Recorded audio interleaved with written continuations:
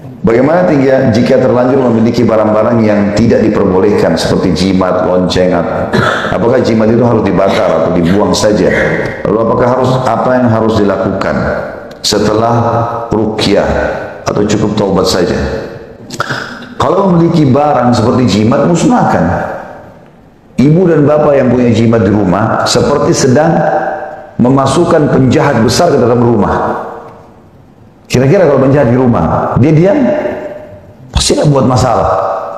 Mengacaukan rumah tangga lah, membuat macam-macam, was-was, penyakit, malas ibadah, segala macam. Ya. Maka caranya musnahkan. Kalau cairan, cairkan di air. Kalau dia bentuknya benda, kain, segala macam, musnahkan. Caranya baca Al-Falaq sama An-Nas. Dibacain Al-Falaq An-Nas, ditiup ke bendanya, lalu kemudian dibakar. Dan ini tidak boleh ditunda, jangan ditunda teman-teman sekalian. Kalau dalam bentuk kerisnya direndam dulu di air ruqyah. Bapak Ibu buat air ruqyah, ambil ember, kemudian dibacain ayat ruqyah. Ada buku kecil, mungkin Rp7.000, judulnya Doa Ruqyah, terbitan Pustaka Ibnu Umar. Beli, perbanyak, bagiin ke orang itu. Dalam itu bagus sekali mengajarkan doa. Sambil pegang, sambil baca. Lalu kita meludah ke air itu, setelah baca meludah ke air itu. Kalau bisa teman-teman dapatkan daun bidara, bagus. Beli, tanam di rumah. Ya, pohon bidara itu penting sekali.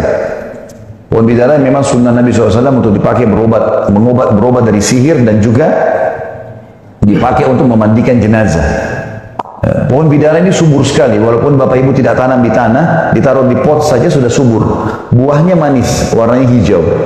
Biasanya di Jakarta juga dinamakan, sebagian orang-orang yang jual tanaman ini menamakan dengan apel India. Tapi yang jelas bisa di-search di Google, pohon daunnya beli. Seperti itu, tunjukkan saya mau pohon ini. Kalau saya pernah dapatkan, mungkin kalau yang masih kecil bisa 75.000 atau 100.000 harganya. Kalau udah agak besar mungkin lebih mahal. Tapi jelas ini sangat bagus. Diambil 7 lembar, di dalam hadis disebutkan diulek ya dengan batu. Kalau kita sekarang di blender, cemplungin ke dalam air tersebut. Air ini bisa dipakai ruqyah rumah. Ya, bisa dipakai semprot sana sini. Kalau misalnya kita sering merasa tidak nyaman di rumah, air ini bisa dipakai semprotan setrika keliling rumah, semprotin sambil bacain ayat kursi. Ya Allah, kalau ada sihir, ada syaitan di rumah ini, usir, keluarkan semua. Sudah salah satu metode yang bisa digunakan dalam masalah ruqyah. Ini sudah saya jelaskan di YouTube tentang masalah ruqyah syariah, ya, yang disunnahkan oleh Nabi SAW. Kemudian juga kalau ada keris tadi, buhul keris, maka keris itu direndam dulu di air ruqyah tadi. Direndam di air ruqyah, biarkan 2-3 hari di situ, terendam di air ruqyah. Kemudian setelah itu baru dikeluarkan, dan ini usahakan dirusak, jangan dibiarkan. Mau mahal harganya pun nggak ada masalah, nggak ada urusan.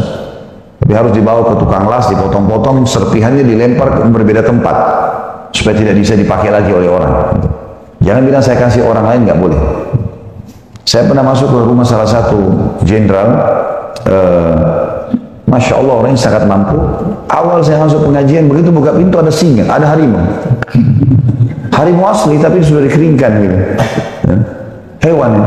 Kan itu hewan, nggak boleh. Hewan harus dia sudah bisa jadi patung, hukum patung itu.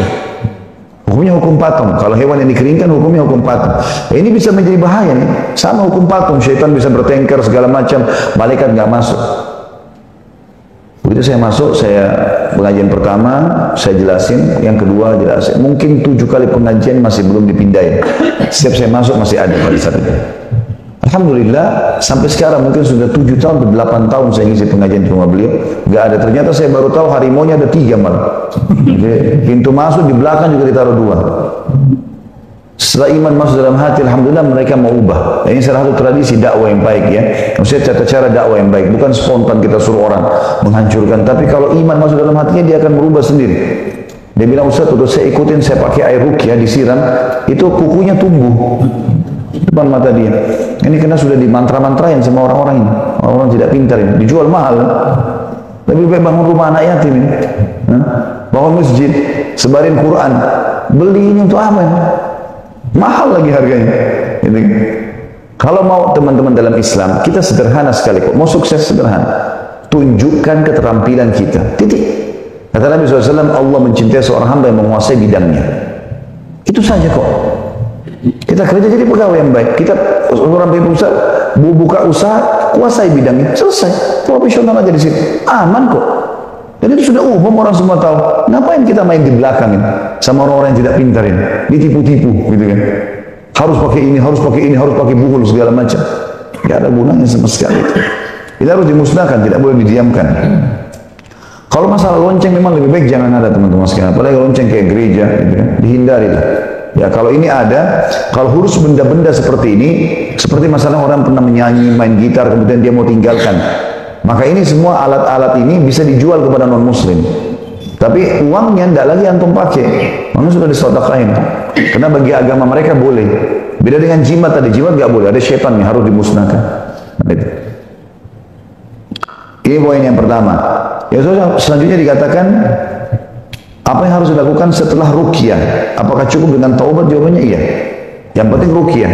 Jangan teman-teman bilang saya pernah kena sihir atau saya pernah simpan buhul, apalah kain atau keris atau apa yang dikasih orang-orang ini.